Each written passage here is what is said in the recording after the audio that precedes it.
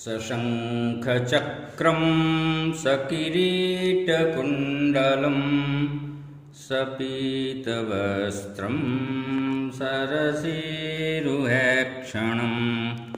सारवक्षस्थलकौस्तुभं श्रियं नमामि विष्णुं शिरसा चतुर्भुजम्। मंगलाचरण के अंतर हम सभी लोगों की हार्दिक चतुर्दिक अभ्युदय की शुभाशंसा करते हैं। आइए अयोध्या स्थित काल कुलाले की इस शब्द परिचर्चा में, इस सारस्वत अनुष्ठान में हम सब सहभागी बने। जितनी भी उपासना पद्धतियां हमारे यहाँ शास्त्रकारों ने निर्दिष्ट की हैं, वे सब विज्ञान सम्मत हैं, विज्ञान मूलक हैं और जहाँ तक भौतिक विज्ञान की पहुंच नहीं थी या जहाँ भौतिक विज्ञान जाकर विरमित हो जाता है, समाप्त हो जाता है, वहाँ से हमारे अध्यात्म की शुरुआत होती है, प्रारंभ होता है। और हमारा अध्यात्म विज्ञान जिन जिन अलौकिक विस्मित करने वाले कार्यों को किया, शोध किया, उसमें कहीं से कोई साइड इफेक्ट नहीं था। वह ऋणात्मक नहीं था, केवल और केवल धनात्मक था और है, बशर्ते हम उसका विधि विधा से पूरी तरह परिपालन करें, क्रियान्वयन करें। तब चाहे वैदिक ऋचाएं हों, चाहे वैदिक विषयों का, विषय वस्तु का प्रतिपादन हो, यज्ञ अनुष्ठान और मंत्र योग, हठ योग, नाद योग, लय योग, सब विज्ञान मूलक है, सब महत् उपयोगी है समाज के लिए, व्यक्ति के लिए, परिवार के लिए, राष्ट्र के लिए। हमारे यहाँ मंत्रों को गोपनीय रखा गया। कतिपय बुद्धि निरपेक्षवादी लोग इस पर प्रश्न उठाते हैं कि मंत्रों को गोपनीय ढंग से लोग रखते हैं या रखा गया है, लेकिन यह अकारण नहीं है। मंत्र की साधना अधिकारी व्यक्ति ही कर सकता है। अनधिकारी अपात्र कुचेष्टा करता है तो विपरीत फल भोग सकता है। इसलिए मंत्र को गुप्त रखा गया। मंत्र जब आरोग्य का सर्वोत्तम साधन है, परंतु मंत्र साधना, मंत्र विज्ञान की विधिवत जानकारी हो और उसका परिपालन हो, उसका क्रियान्वयन हो। जब हम प्रातः वेला में, ब्रह्म वेला में उठते हैं तो यहीं से स्वस्थ स्वास्थ्य का श्री गणेश शुरू हो जाता है। शुद्ध शीतल जल से स्नान के बाद हम मंत्र जप अनुष्ठान आदि नित्य नैमित्तिक क्रियाएं प्रारंभ करते हैं। प्रातः स्नान और ब्रह्म वेला का जागरण, शुद्ध वस्त्रादि का धारण स्वयं में विज्ञान सम्मत है, शारीरिक दृष्टि से, भौतिक दृष्टि से। साधना करने से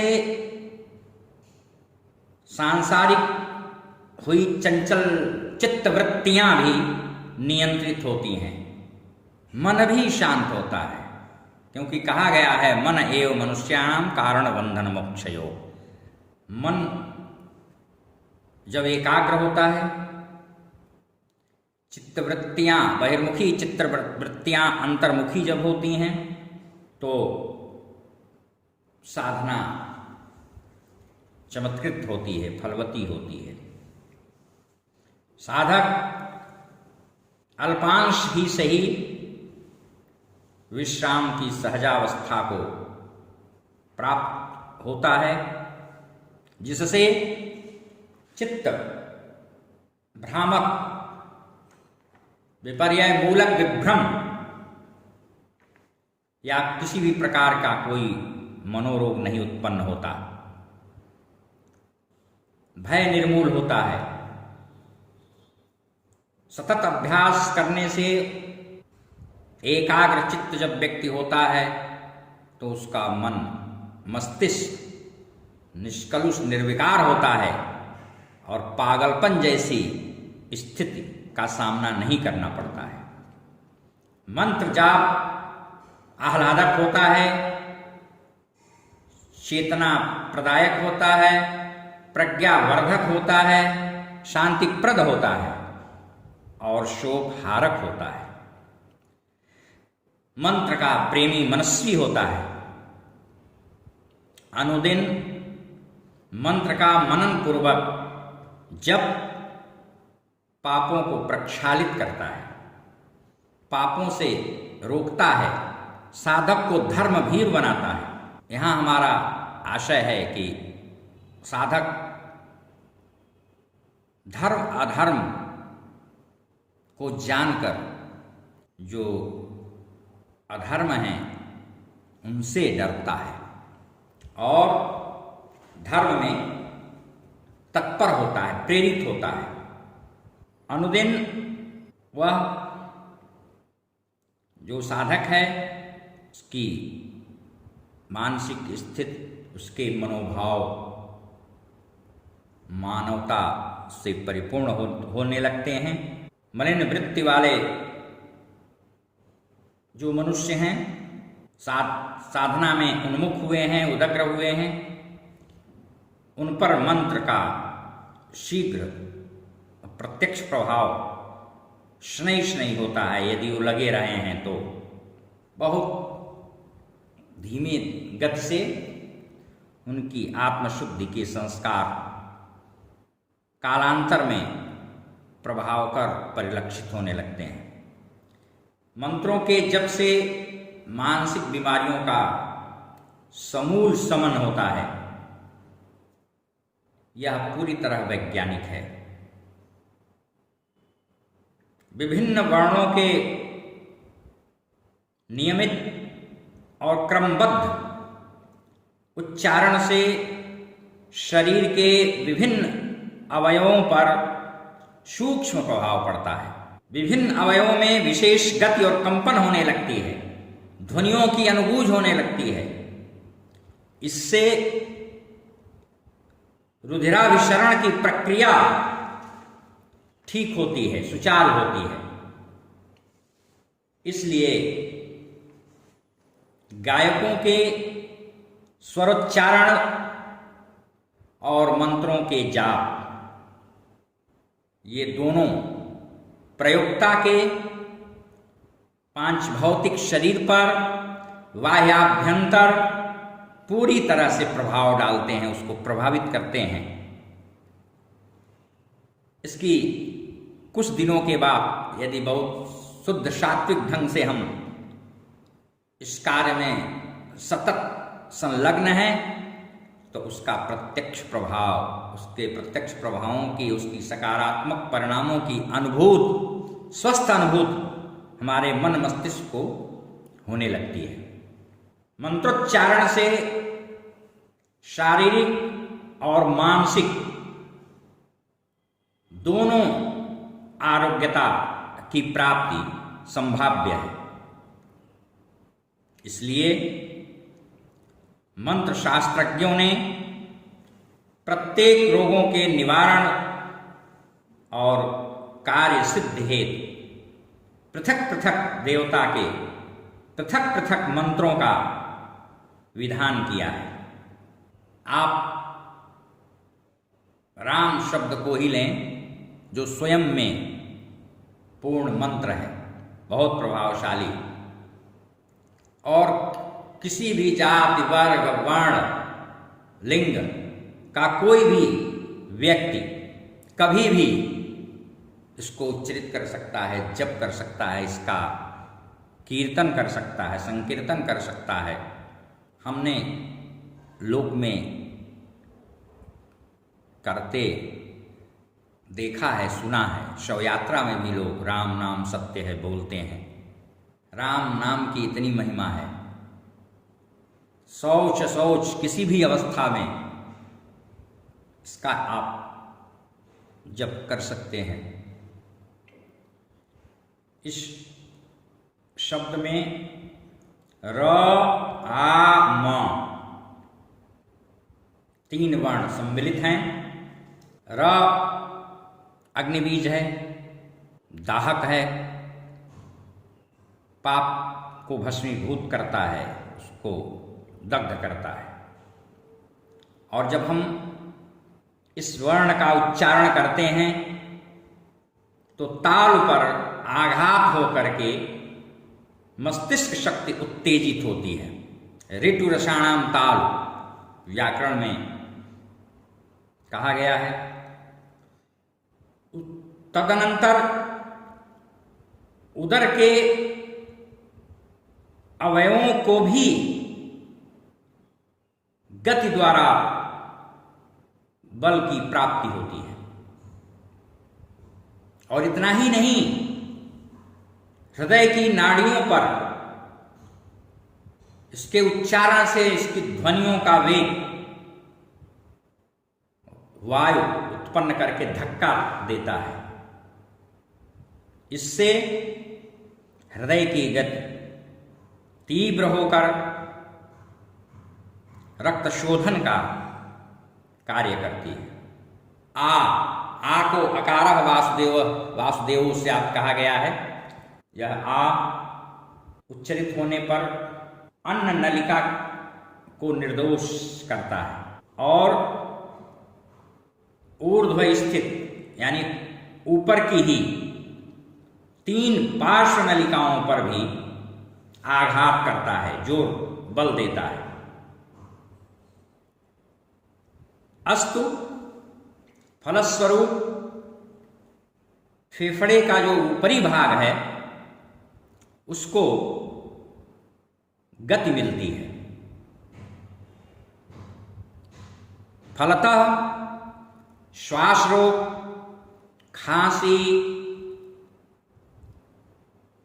और क्षय रोग नाशक सिद्ध होता है। यह वर्ण, इस वर्ण का उच्चारण म अनुनासिक वर्ण है और यह श्वास शुद्धि प्रदायक है। इससे श्वास नलिका शुद्ध होती है। इस प्रकार सर्वांशतः सांगोपांग राम मंत्र का उच्चारण हृदय, श्वास और मस्तिष्क तीनों अवयवों को शुद्ध करता है। वातावरण मंत्र के नाद निनाद से, बार बार उसके अनुवर्तन से जो शरीर में चक्रों का जागरण होता है वह तो होता ही है, उसके साथ साथ वातावरण भी पूरी तरह से परिशुद्ध होता है, विशुद्ध होता है और उसमें निकलती हुई ध्वनियों की लहरियों से, उसकी सूक्ष्म अनुरणन से, नाद से पूरा का पूरा वातावरण शुद्ध, सात्विक और आध्यात्मिक बनता है, मानवीय होता है। आप लघु सिद्धांत कौमुदी जो कि संस्कृत व्याकरण का ग्रंथ है, आप ये संज्ञा प्रकरण का अध्ययन करें। उसमें वर्णों के उच्चारण के विषय में आपको मिलेगा।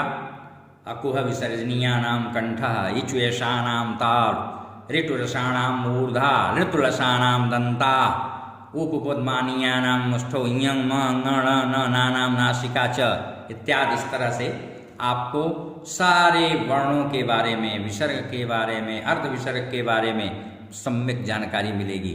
और वो वर्ण शरीर के किन किन स्थलों से उच्चरित होते हैं, कहाँ कहाँ प्रभाव डालते हैं, इसकी भी जानकारी आपको उससे भी मिलेगी।